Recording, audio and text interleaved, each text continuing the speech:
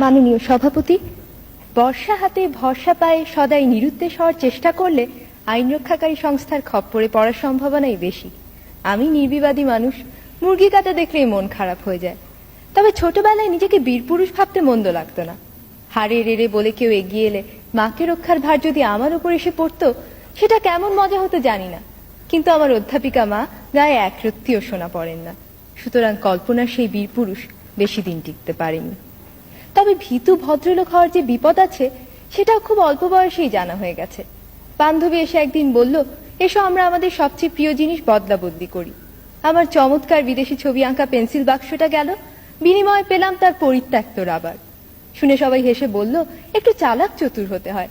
কিন্তু আমার খুব দুঃখ হলো যখন দেখলাম ও আর আমার কাছে আসছে না। একবার এক আবৃত্তি প্রতিযোগিতায় যোগ দিলাম।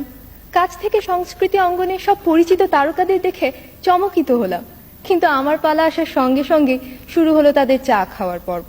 কারো আর প্রতিযোগীর দিকে দৃষ্টি নেই। এত দুঃখ হলো, কয়েক মুহূর্তের জন্য বেদুইন হয়ে যাওয়ার ইচ্ছে হয়েছিল হয়তো। পরে ভাবলাম, তারকারাও তো রক্ত মাংসেরই মানুষ। বেচারা জন লেনন তো খ্যাপা ভক্তের হাতে প্রাণই দিয়ে দিলেন। সুতরাং তারকা হওয়ার স্বপ্নও বাদ। কিন্তু একটা প্রতিযোগিতা কিছুতেই এড়ানো যায় না। অনেক খাটুনির পরও পরীক্ষার হলে বসে মনে হচ্ছিল বড় নড়বড়ে পরীক্ষার্থীর আসনটা, যে কোনো অপ্রত্যাশিত ব্যাপারই ঘটে যেতে পারে। হলেও তাই, কম্পিউটারের কুয়াশায় হারিয়ে গেলাম।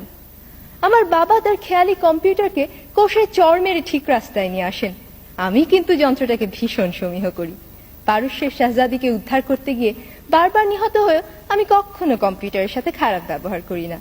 I still believe in the system. ছোট পর্দার নেপথ্য বিচারপতি বা সমতা বিধানকারী কি অবলীলাক্রমে 50 মিনিটে অন্যায়কে ল্যাং মেরে ফেলে দেন। কিন্তু বাস্তবে যেখানে ভালো মন্দের সীমানা অস্পষ্ট, সেখানে সবাই নিজেকে অভ্রান্ত ভেবে যদি নিয়ম ভাঙার খেলা শুরু করে, তাহলে মাঠ ছেড়ে ঊর্ধ্বশ্বাসে পালাবে বেচারা দর্শক।